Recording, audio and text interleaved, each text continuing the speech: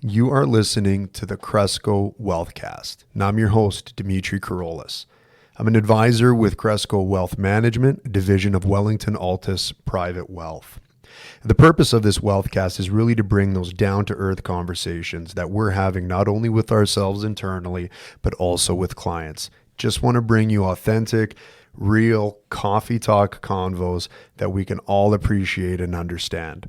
You can follow the podcast on Podbean, www.cresco.podbean.com, as well as my Instagram page on the Instagram stories and highlights, which is at the Finance Greek. All right, this is going to be a fun one. We're just rolling right into this one. Now, it's a Friday. It's a Friday afternoon. I forced Pete into doing a podcast, and let's call a spade because Vicky is on our behinds to get content. That's right. I got in trouble. You got in trouble, and I indirectly got in trouble as well. Well, if I get in trouble, it means you're getting in trouble. We're both getting in trouble. These are the best podcasts. Now we don't know what we're going to talk about. Well, we shouldn't say that because we don't know how it's going to end. So we'll find out and see what happens. No, this is good. I'm joined again with Peter Kollias, Cresco Wealth Management. But you know what? Why don't we do this? This will be fun. I mean, how's your week been? Week started off. Well, thank you for asking for the personal question, first of all. That's nice. The week started off a little bit choppy. I was out with a cold for 3 days and had to play some catch-up. And then during that catch-up, it was some back-to-back meetings and phone calls. And I had some great conversations. And those conversations triggered some great thoughts that I felt we should share with everyone. So started off tough, ended up on a high note. Here we are, Friday afternoon, beautiful day outside, and we can't complain here in Calgary. And we got the weather too. The weatherman was accurate. He was accurate. He was very accurate. Very accurate. I was going out for bike rides yesterday with the kids. I know I'm talking to a lot of people that got sunburned from working on their yards. Yeah. Probably more of the same this weekend. It's going to be good. How's your week? You know what? The week was good too. Same thing. The last couple of weeks before this, I've just been feeling tired, like crazy. I don't know if it's mental fatigue, physical fatigue, but it all felt in one. So this week I'm feeling like back on track. Right. Got back into boxing again, consistently. But the sunshine changes everything for me. Right. I'm so weather dependent, and I think much like all Calgarians are. As soon as the sun comes out, how do I get outside? Can I do an activity outside? So I'm feeling really good. Same thing, yard work.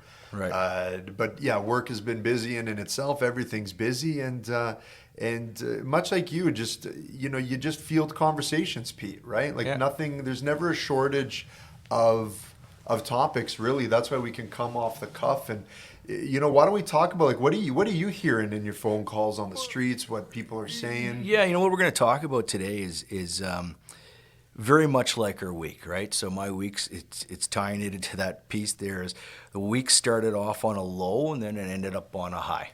So did the markets. And that's exactly where I'm going with this.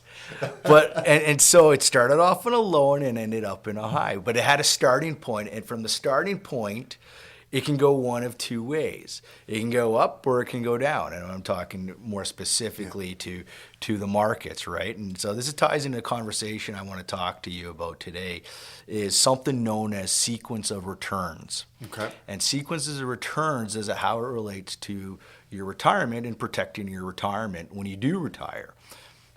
Where I'm going with this is that someone has dealt with it in a certain situation, but the definition as it comes to is something known as sequence of returns. And so let's take an example. Dimitri, congratulations. You've come to me and you said, I'm going to retire, and my retirement date is going to be January 1st, 2024. So at the end of this year, I'm done. I'm retiring. Okay? And I say, congratulations. Good for you. And then you've come to me and said, you know what? I require for my portfolio $100,000 a year. I'm like, fantastic. That's great. We're setting the objectives. We know when you're retiring. And then all of a sudden we come forward and say, I've got $2 million in my portfolio and I'm ready to retire. So January 1st, 2014 comes. You no longer have any income. So in your head, you're panicked here a little bit. Okay, you don't have that monthly paycheck coming in. Now, what can happen at that point from January 1st, 2024 to January 1st, 2034, right? So a 10-year period. What we do know through empirical evidence and those index charts that we've all seen is that in a 10-year period, it's highly unlikely you're going to have any losses. So we can say from point January 1st, 2024 to the point of January 2034, we're going to have, through an asset allocation model, positive returns. So the slope is going to go upwards, right? And you talked about this very eloquently in a previous podcast as well. And for those that maybe are tuning in on the first one, I would say if you want to go in more in depth about that time period too, you can listen to previous ones that I've done with Pete. Right, so this is great how it all kind of ties in. Now, January 1st, 2024 comes, that's the date as it stands here, and all of a sudden we have a market event, those black swan events. Things that no one can prepare for and are never going to happen until the dawn of time. Nothing changes. There's nothing you can do to avoid that. What are we talking about? Well, we're talking about COVID. What else are we talking about? We're talking about 9/11. What else are we talking about? Give me another one. The oil crisis. Oil crisis, financial crisis. The financial crisis, 2008. 2011, the European debt crisis, right? Everything's a crisis. But you understand what I'm saying. There's going to be market events, or there's going to be world events that are going to have dramatic impact on the markets, would have a dramatic impact on your portfolio. So January 1st, 2024, you retire, and let's say we have another pandemic. Your portfolio all of a sudden goes down 30% because of the market consequences to that. What kind of impact does that then have on your retirement?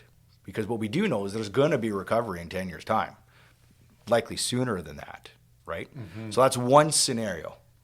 The second scenario is January 1st, 2024 comes along, and then all of a sudden we have a 2021 type of environment whereby the markets do exceptionally well and your portfolio starts up.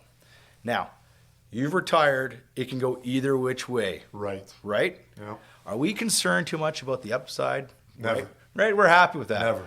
But what happens on the downside? All of a sudden you're a bit panicked because you need $100,000 a year on a $2 million portfolio that has likely gone down. And so you're asking yourself, that's the sequence of returns. Yeah, There's exactly. two different sequences of returns to get from point A to point B, which inevitably both points will probably end up the same in 10 years from now, but one will start off different from the other. We're not concerned with the one that's going up, we're concerned with the one going down. Yep. So the question is, we hear it all the time, and we listen and we say, okay, yeah, no, absolutely, we hear what you're saying. How do we manage to that? How do I protect my retirement when an event like this happens, right? So that's where I want to spend a little bit of time today on talking about sequence returns as it comes to retirement and protecting your retirement. And the first thing we always say is, okay, we always want to have what we call a quote-unquote cash wedge, cash fixed income equivalent, short-term cash wedge. And what that basically means is, all right, let's take a look here and let's assume that you need $100,000 a year of income. And all of a sudden we say, okay, well, what we want to do is make sure we have very secure and liquid assets whereby you can have 2 years of availability to you for those income expenses, right? Yeah, beyond the rainy day money. Beyond the rainy day money, right? So you're going to have always within the portfolio at least a minimum of 1 or 2 years of that cash flow ahead of time. So then that way you don't have to worry about a market drawdown because you're saying, oh, I've already got my living expenses taken care of for that first 2 years. That's from right. 2024 to 2025, 2026. And why that's important is because what we do know is on average, it takes 18 months for the markets to recover. You look at 2020, it took 6 months. Actually, it was less than that. The markets were down quite aggressively for 2-3 months, and then it came back shortly thereafter, but it was 3 to 4 months later. But on average, out of all these downturns that we've had, the market recovers in about 18 months. And so if we, back to the behavioral side, if we take a moment and we say, hey, well, we've got this cash or equivalents to cash and what we call this vault money, the fixed income securities, we've got something there to ensure that you can sleep at night knowing that we've got your expenses covered for 2 years. So, the strategy can be called any which way. You call it liquidity strategy. You can call it the cash wedge. Oh, there's other terms for it, right? That's right. But we're talking all the same. But thing. also, in turn, what it allows you to do is to keep the assets that will help garner those returns and perform for you on that upside, or when that tidal wave is coming back again in your favor, to do its part. Because the last thing, I mean, we preach, you never want to sell low and buy high. And you never want to be forced into a position that you just don't want to be in. And having that wedge, vault money, however someone wants to categorize it, the other side is it lets the other side do its work. Because if you don't let it do its work, then because there's a thing, Pete, of being too conservative. Exactly. There's a point where you say, look, yes, I may, and that's such a subjective word. I'm conservative. I want to take a really big conservative approach. I'll give a great example of a prospect I was talking to almost 2 years ago. And he goes, you know what, I'm just going to put all my money into bonds right now, and I'm just going to ride the storm. And I said, we got to look at what your game plan is here, because that might not be the best thing for you to say, well, if I'm going to be conservative, I'll just go really conservative and clip this coupon and I should be fine. And as it turns out, unfortunately, given where things have gone now, in hindsight, yes, I don't want to say I was right. I'll say I was right for the sake of our podcast. But it's to your point, is there's a reason why structural diversification, but a method behind it, is essential. Exactly, and so you hit on all the right notes there, Dimitri. For the first time in a while. He's mad because I took his coffee.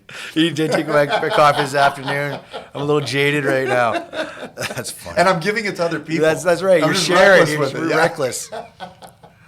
But when you touch on that point, is by having that vault money there, you're allowing the rest of the portfolio to participate in moving forward, and growing. Right? And what that does, it allows you to what we call active patience. Being patient takes a lot of focus and a lot of strength, right? The second thing I want to say to that too is, then what else do you do to help support the sequence of returns? Well, you focus on income. If you can have your portfolio intact and you can spit out a very healthy income, so if you can get income generation of say 5% on the $2 million, that gives you your $100,000, and you don't necessarily have to touch what is happening, and can participate on the full upside of that. So focusing on income outside of just traditional sense, right? You're going to get your dividends, you're going to get your income from your fixed income. Well, we can take a look at other strategies out there that are tax efficient, that have some good yield in difficult and volatile markets. How do you monetize volatilities? Mm-hmm. And you're looking at strategies such as covered calls. You've got these great underlying companies that are working for you, and you get additional income through the covered call strategy. And I believe you and Jennifer had a great conversation about this. Yeah. Take a moment, go back and listen to it. There's a lot of power behind covered call strategies, and there is some great opportunities that could be presented to help you with the sequence of returns and getting income on your portfolio. Excellent. Right. Wow. That's really good, Pete. And further to that, protecting your retirement going forward. We'll talk about it briefly now, and we'll talk it again going forward, is the concept of diversification. What is diversification? We'll have a deeper conversation next time about that. People say, well, I own 20, 30 different companies and completely diversified. You go take a look at the portfolio, you got 20, 30 different oil and gas names. That's right. That's a rabbit hole. We have to spend. That's diversification is our next one. Diversification, and then we'll add another teaser there. And then the fourth component in protecting your retirement too is tax minimization. What's the biggest grind on our wealth today? It's taxes. That's right. So if you can minimize that tax grind, you keep more money in your pockets, more money to grow, more money to create your income, more money so that you can enjoy yourself in retirement. And so we want to make sure we take advantage of those strategies as well. Love it, Pete. Words of wisdom. I could be here all afternoon. I could, but I got to go find a coffee. All right. Thank you again.